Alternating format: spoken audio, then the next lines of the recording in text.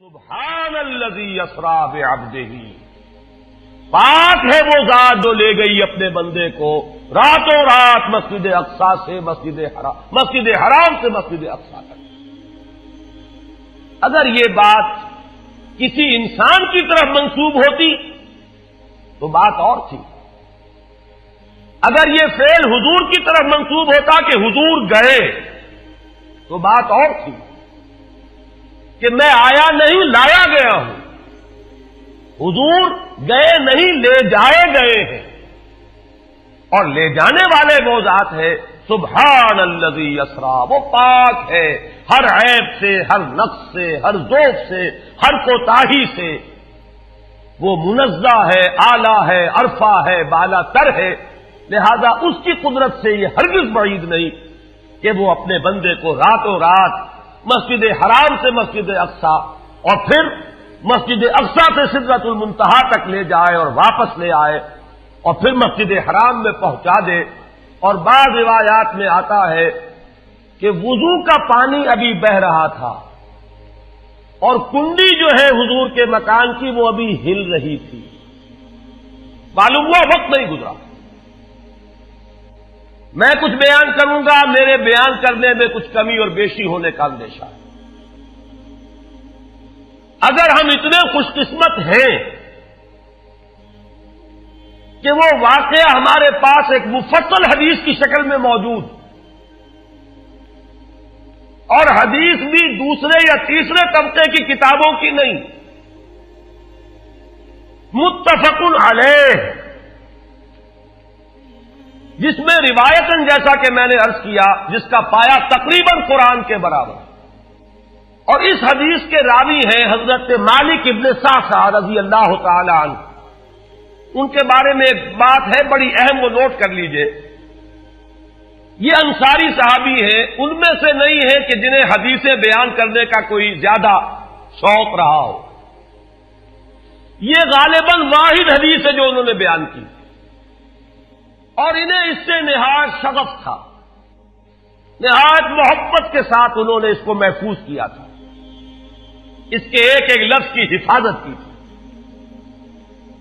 چنانچہ بعض دوسرے وہ صحابہ بھی جنہوں نے خود حضور سے یہ بات سنی ہوئی تھی، اب ایک تو وہ خود براہ راست روایت کر رہے حضور سے کہ ہم نے سنا، حضرت انس ابن مالک رضی اللہ تعالی عنہ خود، لیکن وہ صحابہ بھی ان کی خدمت میں خاص طور پر حاضر ہو کر ان سے اس روایت کو سنتے تھے، اس لیے کہ اس روایت میں ان کا درجہ بہت بلند ہے، ان کو اس سے بہت شغف تھا، تو صحابہ جو براہ راست حضور سے سن چکے وہ بھی ان کے پاس جا کر خاص طور پر اس حدیث کو سنا کرتے تھے۔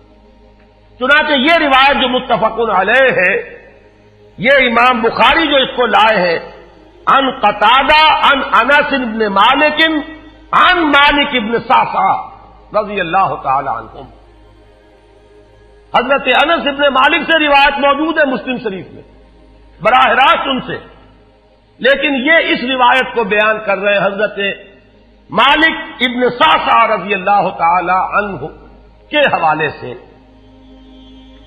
روایت کیا ہے؟ ان النبی صلی اللہ علیہ وسلم حدثهم عن لیلۃ اسری بہ۔ اب دیکھیے یہ مرفوع حدیث ہو گئی، حضرت صعصع بیان فرما رہے ہیں کہ نبی اکرم صلی اللہ علیہ وسلم نے خود ہمیں سنایا، وہ حالات و واقعات سنائے جو اس رات کو پیش آئے جس رات کے انہیں لے جایا گیا۔ قال بینما انا فی الحطیم وربما قال فی الفجر، حضور فرماتے ہیں کہ میں اسی اثنا میں کہ میں حتیم میں تھا، اور ایک دوسری روایت میں الفاظ حجر آئے ہیں وہ بھی کہتے ہیں اسی حصے کو، مضطجعا میں لیٹا ہوا تھا، اذ اتانی آتن کہ اچانک میرے پاس ایک آنے والا آیا۔ یہ آنے والے کون ہیں؟ حضرت جبرائیل، یہ بعد میں واضح ہو جائے گا۔ فشق ما بین ہذہ الی ہذہ، حضور نے اشارہ فرمایا، اس نے یہاں سے یہاں تک میرا سینہ چاک کیا، یعنی من طفرت نہرہ ہی الی شعرتہ ہی، یہ جو گڑھا ہے حلق کا گڑھا، یہاں سے لے کر تیرے ناک تک سینہ چاک کیا۔ فاستخرج قلبی، اور میرا دل نکالا۔ ثم اعطیت بطست من ذهب مملوء ایمانا فغسل قلبی، پھر ایک تشت لایا گیا سنہری جو ایمان سے مملو تھا، بھرا ہوا تھا، تو پھر اس کے ذریعے سے میرے اس قلب کو، سینے کو دھویا گیا۔ ثم حسیا ثم اعید، وفی روایت اس کے بعد اس کو لوٹا دیا گیا اور پھر وہ زخم بھی سی دیا گیا۔ ایک روایت میں آتا ہے ثم غسل البطن بماء زمزم ثم ملئ ایمانا وحکمتا، اسی طریقے سے پورے پیٹ کو بھی صاف کیا گیا ماء زمزم سے، اور اس میں بھی ایمان اور حکمت بھر دیے گئے۔ ثم اعطیت بدابۃ، پھر میرے پاس ایک چوپایا لایا گیا، دون البغل فوق الحمار، جو بغل یعنی خچر سے تو کچھ چھوٹا تھا، اور حمار یعنی گدھے سے کچھ بڑا تھا۔ اب یہ جو سفید تھا، یقال لہ البراق، جس کا نام براق ہے، وَيَدَعُ خَطْوَهُ عِنْدَ أَقْصَى طَرْفِهِ، اور اس کا ہر قدم اس کی حد نگاہ پر جا کر پڑتا تھا۔ فَعِلْتُ عَلَيْهِ، میں اس پر سوار ہوا۔ فَانْطَلَقَ بِي جِبْرَائیل، اب یہاں نام آ گیا، وہ آنے والے کون تھے؟ پھر چلے میرے ساتھ حضرت جبرائیل، حتی اتی السماء الدنیا، یہاں تک کہ وہ آسمان دنیا تک پہنچ گئے، جو پہلا آسمان۔ اب یہاں دیکھیے وہ روایت میں جو زمینی سفر کا درمیانی حصہ ہے وہ رہ گیا، دوسری روایات سے ہم اس کو جوڑ کر جمع کریں کہ پہلا زمینی سفر ہے، مسجد اقصی تک پہنچے ہیں، وہاں جا کر روایت میں آتا ہے میں نے وہی اپنے اس خچر کو باندھا، براق کو، جہاں انبیاء باندھا کرتے تھے، اور پھر وہاں میں نے نماز ادا کی، بہت سے لوگ جمع ہوئے، میں منتظر تھا کہ کون نماز پڑھائے گا، کہ جبرائیل نے میرا ہاتھ پکڑ کر مجھے آگے کیا، میں نے نماز پڑھائی، اور پھر جبرائیل نے مجھے بتایا کہ یہ تمام انبیاء تھے جو اس دنیا میں مبعوث ہوئے ہیں، اور آج آپ نے ان سب کی امامت کی۔ یہاں سے پھر شروع ہوا ہے وہ دوسرا سفر۔ لیکن جب پہلے آسمان تک پہنچے، فاستفتح، انہوں نے دستک دی، کھلوانا چاہا۔ قیل من ھذا، پوچھا گیا کون ہے؟ قال جبرائیل، انہوں نے جواب دیا جبرائیل۔ قیل ومن معک، پوچھا گیا کہ آپ کے ساتھ کون ہے؟ دیکھیے یہاں ذہن میں رکھیے گا، اس امکان کو کوئی شخص مسترد نہیں کر سکتا کہ ان ملائکہ کے علم میں ہو، لیکن پھر بھی پوچھ رہے ہیں۔ قانون قانون ہے، دروازے پر دستک دینی ہوگی، آئیڈینٹی ڈسکلوز کرنی ہوگی، چاہے علم میں ہو۔ جج جو ہے وہ اپنے علم کی بنیاد پر فیصلہ کبھی نہیں دے گا، وہ تو مقدمے کی سماعت ہوگی، شہادتوں کی بنیاد پر فیصلہ ہوگا۔ ذاتی علم کی بنیاد پر کرنا ہے تو وہ خود کسی اور عدالت میں اس مقدمے کو منتقل کرے اور وہاں گواہ کی حیثیت سے پیش ہو۔ تو قانون قانون ہے۔ پوچھا گیا آپ کے ساتھ کون ہے؟ قال محمد صلی اللہ علیہ وسلم۔ قیل وقد ارسل الیہ، پوچھا گیا کیا انہیں بلایا گیا ہے؟ قال نعم، انہوں نے فرمایا ہاں۔ قیل مرحبا بہ فنعم المجیء، جا ففتح فلما خلصت، اس کے بعد کہا گیا مرحبا ان کے لیے، تہنیت ہے، مبارکباد ہے، خوش آمدید ہے، کیا ہی اچھے ہیں وہ جو لائے گئے ہیں۔ پھر وہ سمائے دنیا جو ہے اس کا دروازہ کھولا گیا، میں اس میں داخل ہوا، فیضا فیہا آدم، میں نے دیکھا وہاں حضرت آدم تشریف فرمائے۔ فقال ھذا ابوک، جبرائیل نے کہا یہ آپ کے جد امجد ہیں، فسلم علیہ، ان کو سلام کیجئے، فسلمت علیہ، میں نے انہیں سلام کہا، فرد السلام، انہوں نے سلام کا جواب دیا، ثم قال مرحبا بالابن الصالح والنبی الصالح، خوش آمدید ہے، مرحبا ہے صالح بیٹے اور صالح نبی پر۔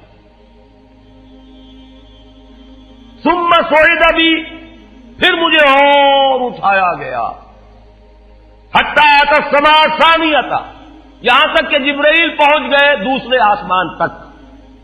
فاستفتح، پھر وہی سوال و جواب ہے، میں اب ترجمہ نہیں کروں گا۔ قیل من ھذا قال جبرائیل، قیل ومن معک قال محمد، قیل وقد ارسل الیہ قال نعم، قیل مرحبا بہ فنعم المجیء جاء ففتح فلما خلصت، جب یہ سارا اس کارروائی کے بعد داخل ہوئے ہیں دوسرے آسمان پر، فَإِذَا يَحْيَىٰ وَعِيسَىٰ وَهُمَا ابْنَا خَالَةٍ، وہاں میں نے دیکھا کہ یحییٰ اور عیسیٰ ہیں اور یہ خالہ زاد بھائی ہیں۔ قال ھذا یحییٰ وھذا عیسیٰ فسلم علیہما، فسلمت فردا، ثم قال مرحبا بالاخ الصالح والنبی الصالح، انہوں نے بھی کہا خوش آمدید اور مرحبا ایک صالح بھائی اور صالح نبی کو، یہاں نوٹ کیجئے گا، حضرت عیسیٰ اور حضرت یحییٰ یہ بنی اسرائیل میں سے، لہذا حضور کو اپنا بیٹا نہیں کہہ سکتے، بھائی کہہ رہے ہیں۔ آدم جد امجد ہیں، انہوں نے بیٹا کہا ہے، مرحبا بابن الصالح والنبی الصالح، وہ نبی تو ہے، سب کہیں گے نبی، لیکن کوئی بھائی کہے گا، کوئی بیٹا کہے گا، ابراہیم بیٹا کہیں گے، موسیٰ وہ بھائی کہیں گے، جن کی نسل سے آپ نہیں ہیں، وہ جو براہ راست نسل چلی آ رہی ہے اس میں جو ذکر کرے گا وہ بیٹے کے نفس سے کرے گا۔ ثم صعد بی الی السماء الثالثہ فاستفتح، قیل من ھذا قال جبرائیل، قیل ومن معک قال محمدا، قیل وقد ارسل الیہ قال نعم، قیل مرحبا بہ فنعم المجیء جاء ففتح فلما خلصت اذا یوسف قال ھذا یوسف فسلم علیہ، فسلمت علیہ، فرد، ثم قال مرحبا بالاخ الصالح والنبی الصالح۔ اب مجھے ترجمے کی ضرورت نہیں ہے، ایک مرتبہ بات آپ نے سمجھ لی، اب تیزی کے ساتھ میں اس حدیث کو پڑھ دینا چاہتا ہوں۔ ثم صعد بی، پھر مجھے اور بلندی پر لے جایا گیا، حتی اتى السماء الرابعہ فاستفتح، قیل من ھذا قال جبرائیل، قیل ومن معک قال محمد، قیل وقد ارسل الیہ قال نعم، قیل مرحبا بہ فنعم المجیء جاء ففتح فلما خلصت فاذا ادریس فقال ھذا ادریس فسلم علیہ، فسلمت علیہ، فرد، ثم قال مرحبا بالاخ الصالح والنبی الصالح۔ یہاں ملاقات ہوئی حضرت ادریس علیہ الصلوۃ والسلام سے۔ ثم صعد بی حتی اتى السماء الخامسة فاستفتح، قیل من ھذا قال جبرائیل، قیل ومن معک قال محمد، قیل وقد ارسل الیہ قال نعم، قیل مرحبا بہ فنعم المجیء جاء ففتح فلما خلصت فاذا ہارون قال ھذا ہارون فسلم علیہ، فسلمت علیہ، فرد، ثم قال مرحبا بالاخ الصالح والنبی الصالح۔ ثم صعد بی حتی اتى السماء السادسة فاستفتح، قیل من ھذا قال جبرائیل، قیل ومن معک قال محمد، قیل وقد ارسل الیہ قال نعم، قیل مرحبا بہ فنعم المجیء جاء ففتح فلما خلصت فاذا موسیٰ قال ھذا موسیٰ فسلم علیہ، فسلمت علیہ، فرد، ثم قال مرحبا بالاخ الصالح والنبی الصالح۔ چھٹے آسمان پر یہ حضرت موسیٰ سے ملاقات ہوئی. فلما جاوزت تو بتا، جب میں آگے بڑھا تو حضرت موسیٰ روئے. قیل ما یبکیک، ان سے پوچھا گیا کہ آپ کو کیا چیز رلا رہی ہے؟ قال ابکی لأن غلاما بعث بعدی، کہ مجھے اس بات پر رونا آ رہا ہے یہ نوجوان محمد صلی اللہ علیہ وسلم، یہ میرے بہت بعد ان کی بعثت ہوئی ہے. يدخل الجنت من امته اکثر ممن يدخلها من امتی، میرے بہت بعد آنے کے باوجود ان کی امت میں سے جنت میں داخل ہونے والوں کی تعداد میری امت کے مقابلے میں بہت زیادہ ہوگی. بہرحال اپنی امت کا خیال تو ہے، وہ شفقت جو نبی اور رسول کو اپنی امت پر ہونی چاہیے وہ ہے بتمام و کمال. اسے معاذ اللہ کسی حسد پر معمول نہ کیجیے، بلکہ وہ جو احساس ہوا ہے اپنی امت کی محرومی کا، وہ ہے کہ جس نے حضرت موسیٰ علیہ السلام پر یہ کیفیت طاری کی. ثم صعد بی، پھر مجھے اور بلند کیا گیا الی السماء السابعۃ، ساتویں آسمان پر. فاستفتح قیل من ھذا قال جبرائیل، قیل ومن معک قال محمد صلی اللہ علیہ وسلم، قیل وقد بعث الیہ قال نعم، قیل مرحبا به فنعم المجیء جاء.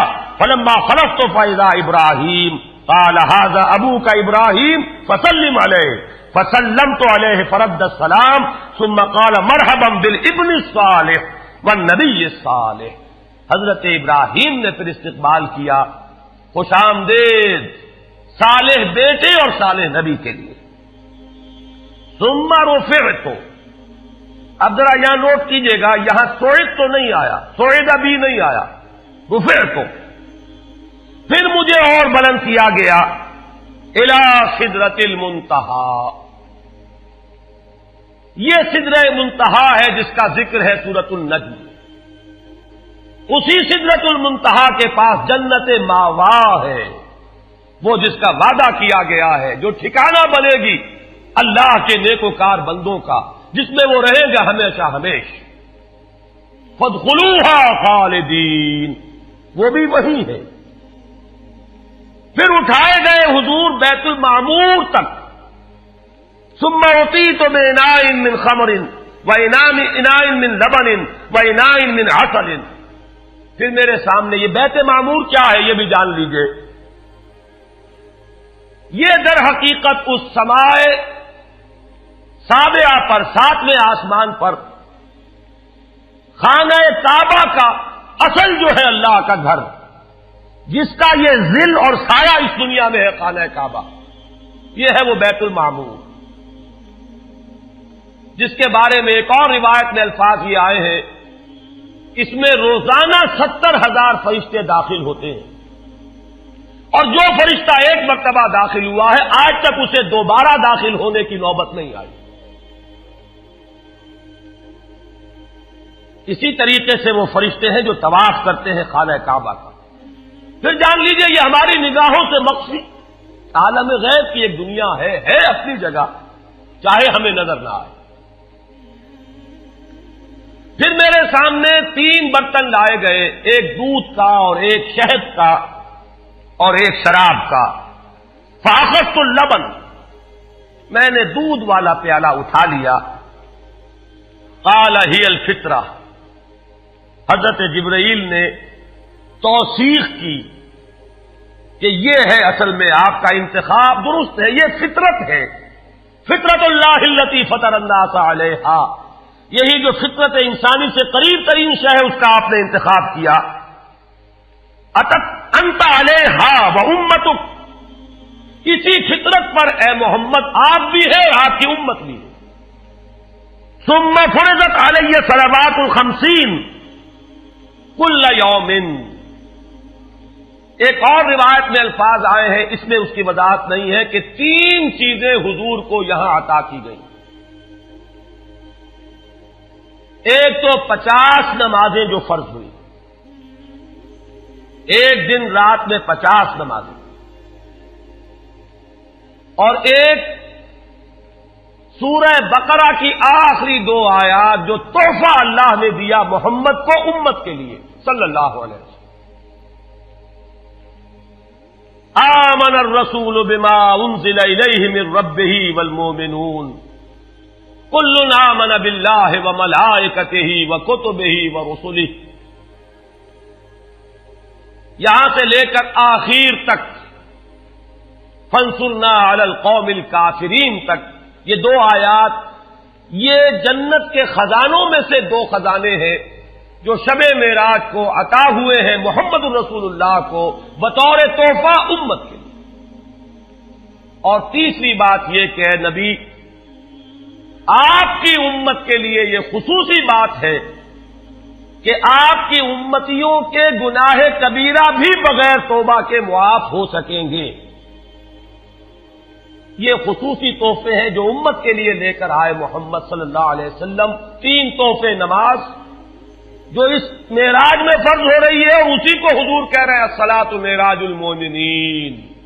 اہل ایمان کے لیے یہ بمنزلہ معراج ہے.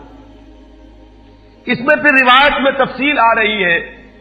واپس جب آئے ہیں حضرت موسیٰ سے ملاقات ہوئی اور انہوں نے یہ فرمایا کہ یہ 50 نمازیں بہت ہیں, مجھے تجربہ ہے,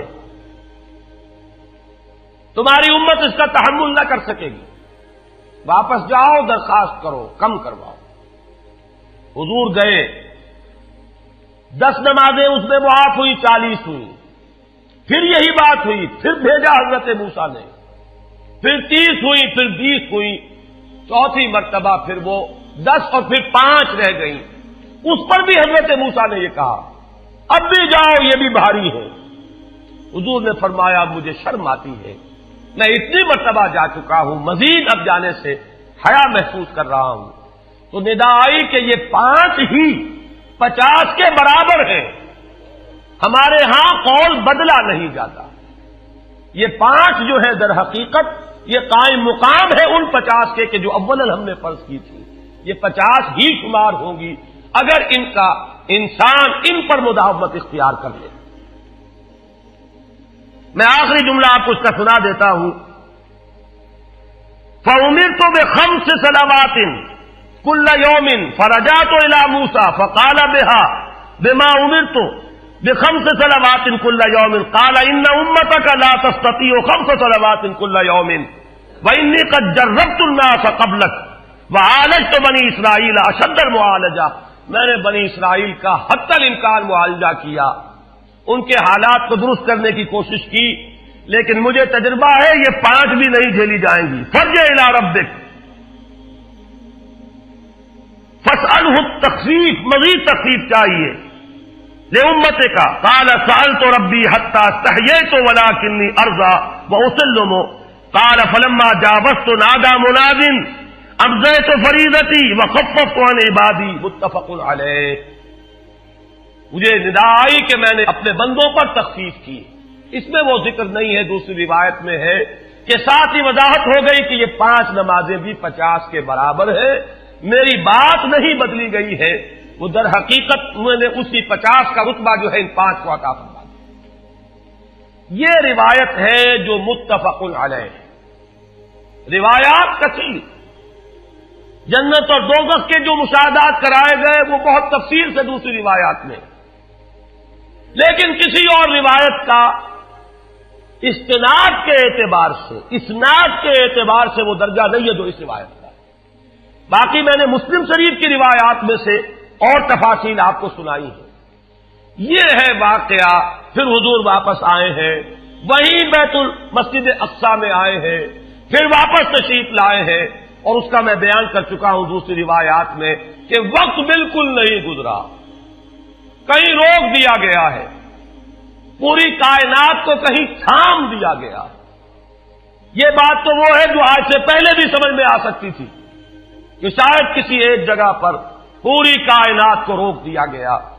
وقت بالکل نہیں گزرا کسی کے لیے, لیکن جیسا کہ میں نے عرض کیا اس وقت تو یہ بھی سمجھ میں آتا ہے کہ سب کے لیے وقت گزر رہا ہو اور صرف محمد الرسول اللہ کے لیے نہ گزرے صلی اللہ علیہ وسلم. آج یہ بات بھی سمجھ میں آ سکتی ہے, لیکن یہ ہے کہ قرین قیاس وہی پہلی بات ہے. کہ اس میں پورے اس وقت کے لیے وقت کی رفتار کو روک دیا گیا ہو. وہ مسئلہ یاد آ گیا کہ آگے بڑھو یا وقت کی رفتار روک دو. تو یہ وقت کی رفتار ہے جو محمد الرسول اللہ صلی اللہ علیہ وسلم کے لیے روک دی گئی. اس کے بعد جو ہنگامہ ہونا چاہیے تھا وہ ہوا. صبح جب حضور نے فرمایا کہ یہ میرے ساتھ واقعہ پیش آیا ہے تو جو رد عمل ہونا چاہیے تھا وہ ہوا ہے. یہاں تک بھی ہوا ہے کہ بہت سے مومنین صادقین متزلزل ہو گئے. مشرکین نے کفار نے بغلیں بجائی کہ اب ہمیں موقع مل گیا. معلوم ہوتا ہے ابھی تک تو شک ہی کی بات تھی کہ ان کو کچھ خلل دماغی کا عارضہ ہے. اب تو ثابت ہو گیا, کسی شک کو شبے کی گنجائش نہیں. چنانچہ اب آپ اس کا اندازہ کیجئے, یہ واقعہ مکے میں بیٹھ کر بیان کیا جا رہا ہے. امتحان لیے گئے ہیں. اچھا اگر گئے تھے تو بتاؤ مسجد اقصی کے ستون کتنے ہیں, وہاں کی کھڑکیاں کیسی ہیں. حضور فرماتے ہیں, ایک حدیث موجود ہے کہ میں گھبرا گیا, اس لیے کہ کس کو یاد رہتا ہے. مسجد اقصی میں جا کر حضور ستون تو نہیں گن رہے تھے, لیکن یہ کہ جب پوچھا جا رہا ہے تو مجمع میں تو ہو سکتا ہے کہ تالی پٹ جائے کہ اچانک اللہ تعالی نے میرے سامنے مسجد اقصی کو کر دیا. اب میں دیکھ کر بتا رہا ہوں اور لوگ دنگ ہو رہے ہیں. اب دیکھیے وہ مشاہدہ جو میں نے عرض کیا تھا, مشاہدات بے شمار ہیں.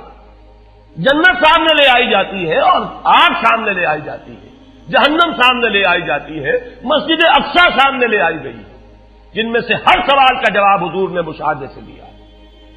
اسی ضمن میں وہ واقعہ آتا ہے کہ حضرت ابو بکر کے پاس گئے لوگ دوڑے دوڑے. وہ یہ سمجھتے تھے کہ اگر یہ پالا ہم مار لیں تو پھر ہماری جیت ہے. ابو بکر کو اگر ہم متزلزل کر دیں تو پھر گویا کہ ہمارے لیے کوئی اور پرابلم نہ رہے گا. روایت میں آتا ہے حضرت ابو بکر نے بھی سن کر ایک دفعہ جھرجھری لی ہے, لیکن صرف ایک سوال کیا, کیا واقعی وہ یہ فرما رہے ہیں؟ لوگوں نے خوش ہو کر کہا, تالیاں بجائے, ہاں ہاں کہہ رہے ہیں, چلو ہم لے چلتے ہیں. انہوں نے سمجھا کہ ہمارا وار جو ہے کارگر ہوا ہے, واقعی کو تزلزل ہے.